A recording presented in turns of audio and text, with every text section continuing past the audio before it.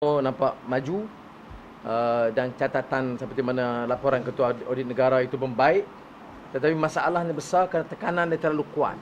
Hari-hari kita dalam keadaan defensif kerana serangan dari yang kerajaan UMNO Barisan Nasional di peringkat persekutuan menggunakan SPRM, polis, jentera-jentera kerajaan, semuanya untuk mempersulit dan melambatkan. Jadi saya bincang dengan Tan Sri Khalid bila dia pelawar, saya kata dengan syarat saya tidak ambil gaji atau allowance, itu yang dia kata RM1 tu. Dan saya kata kerja saya bantu Menteri Besar dan Kerajaan Negeri supaya kita fokus. Kita fokus pertamanya untuk pelaburan dan keduanya untuk percepatkan proses-proses pembangunan negeri, memastikan pegawai-pegawai kerajaan bersama dengan pimpinan politik dan akhirnya memastikan bahawa trickle down manfaat kepada peniaga kecilan dan rakyat di bawah itu. Okey.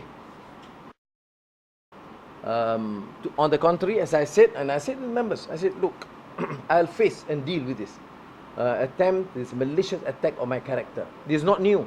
They're using the same script, and we come very prepared. Who said we are delaying the process? Have you seen any case in Malaysia where it took us 6 months to get a police report? But in my case, there was a case. Have you seen any case where basic documents approved by the High Court refused to be surrendered by the DPP and appealing now to the Court of Appeal and now to Federal Court? I am saving my right. You think I should surrender myself to them easily? No. We are going to fight them all out because I know I'm innocent. We have evidence to suggest that. We have medical evidence to support the argument. So, newspapers from Utusan Malaysia to Star, and you know who owned them, in order to cover the stench of corruption, of massive sellout. Can you say Utusan represent the Malay conscience? The Malays are being cheated. Their leaders are corrupt. They remain poor. Majority of the Malays are poor in this country. But the few rich Malays use Utusan to beef up them. The same with the MCA and Star. What about the Chinese? You ask the Chinese in the street. Yep, you can affirm this. The Chinese generally are just fed up. They feel they are not being treated well. Even the MCA, they think that they mean by UMNO. Okay? So, what choice does the Star have? Is only to project the party still credible, UMNO leader as great, okay, and then to demonize the opposition. I don't play that game. I know what justice is. I know what malicious campaign is. I was a victim. I was in jail, don't ever forget. I was assaulted, beaten to near death, and served 6 years of solitary confinement in prison. What do you expect me to do? I only adduce evidence if I have evidence. PKFZ, we had evidence. So 2 years back, before elections, remember, we adduced. Before that, Bakun, Perwaja. Bakun, I mentioned in the cabinet, in parliament, because I was chairing the cabinet committee on Bakun. I had enough evidence. Was it reported in the newspapers? No. Why? Because they said too many of these negative news and corrupt issues already. Don't add on.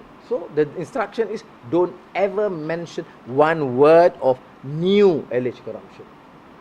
See what YB Tian Chua adduced yesterday.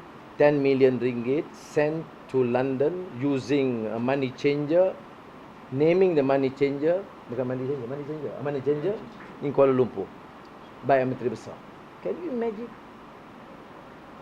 And you are talking about UMNO leaders serving the rakyat. Can you explain how a Menteri Besar can send 10 million in one, should they say, one apa?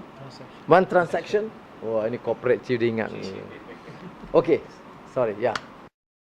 Questions raised just now about what do you call that?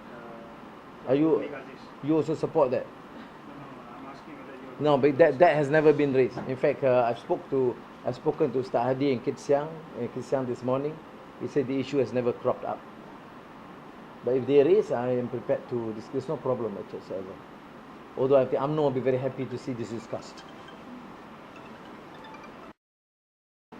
Dia ada maknanya kalau kita dalam parti yang kita anggap sebagai alternatif kepada sistem yang ada sekarang, kita mesti jelas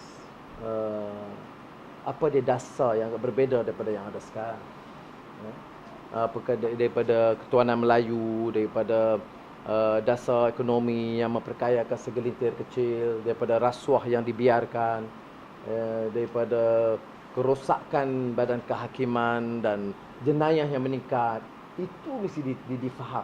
Maknanya kalau kita nak ambil alih pemerintahan atau sebagai dasar politik parti, ia mesti anjak daripada pendekatan UMNO Barisan Nasional dalam hal-hal ini.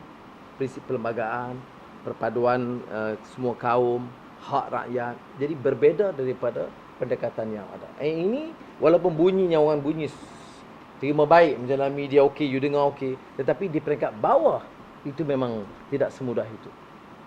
You pergi ke kampung-kampung, apa isunya? Bahawa Pakatan Rakyat ini terlalu pro Cina. Okey. Dia pergi pula ke orang masyarakat India, setengah tu dia kata, oh, ini semua sama, tak tolong Hindu langsung. So di bawah itu kita kena ungkapkan dengan cukup teliti dan bijak.